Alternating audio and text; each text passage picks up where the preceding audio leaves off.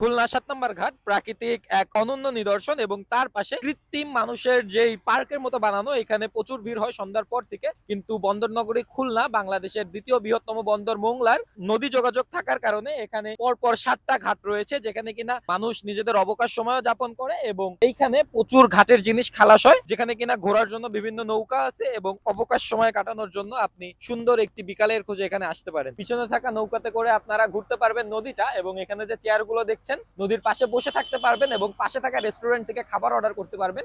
এখানে অনেক প্রকার খাবার পাওয়া যায়, যেটা ডিটেলসে আমি যাব না। ডিটেলস যদি আপনারা দেখতে চান আরো ভিডিও আসবে সামনে। খুলনা ৭ নম্বর ঘাটের কথা বলবো এবং এরশাদ শিকদারের কথা বলবো না, এমনটা হতে পারে না, কারণ খুলনা সহ পুরো বাংলাদেশের চিহ্নিত সন্ত্রাসীদের তালিকায় উপরের দিকার যার নামটা থাকবে সে হলো এরশাদ শিকদার, এবং তার সাথে খুলনা ৭ নম্বর ঘাট সহ আশেপাশে প্রত্যেকটা ঘাটের অনেক স্মৃতি জড়িয়ে আছে। ৭, ৫, ৩, ২, ১ সহ অনেক। এবং এখানে পাশেই তার নামেই একটা স্কুল ছিল, জনশ্রুতি আছে এরশাদ আলী প্রাথমিক বিদ্যালয়, কিন্তু এখন সেটার নাম হলো ভৈরব সরকারি প্রাথমিক বিদ্যালয়।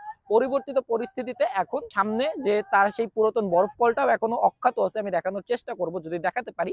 এবং সামনে জোড়া শিব মন্দির সহ ৭ নম্বর ঘাটে বিভিন্ন স্থাপনা দেখানোর চেষ্টা করব, এবং সেটা দেখে আমার পেজটা ফলো করে আমার সাথে থাকবেন। পিছনে থাকা যে জেটিটা দেখতে পাচ্ছেন, এটা আগে প্রচুর মানুষ যেত, এখন এটা অফ করে দিছে, রিস্ট্রিক্টেড, সাধারণ মানুষ যাইতে পারে না। কিন্তু আপনি যদি ঘোরাঘুরি করে থাকেন এবং প্রিয়জনের সাথে বা পরিবারের সাথে, এখানে আপনি অবশ্যই এসে থাকবেন। যদি আপনি খুলনা থাকেন, বাইরে থেকে আসলেও এখান থেকে ঘুরে যাবেন। খুলনা ৭ নম্বর ঘাট আপনাকে আমন্ত্রণ জানাচ্ছে।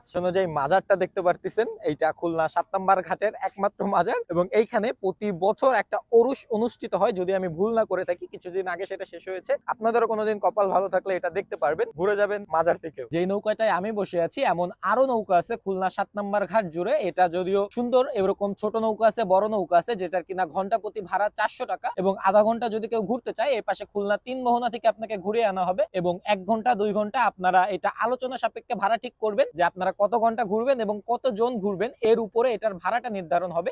আপনারা যদি নৌকায় ঘুরতে চান, নৌকায় খানিক ইফতারিও করতে চান বা খানিক সময় কাটাতে চান, আপনারা অবশ্যই খুলনা ৭ নম্বর ঘাটে আসতে পারেন। এখানে আসলে আপনারা অনেক নৌকা পাবেন, ভাড়াটা ডিসাইড করারও কিছুটা সুযোগ পাবেন। অতঃপর ধন্যবাদ। এত সময় আমি আপনাদের সাথে ছিলাম শফিকুল ইসলাম সাজিদ।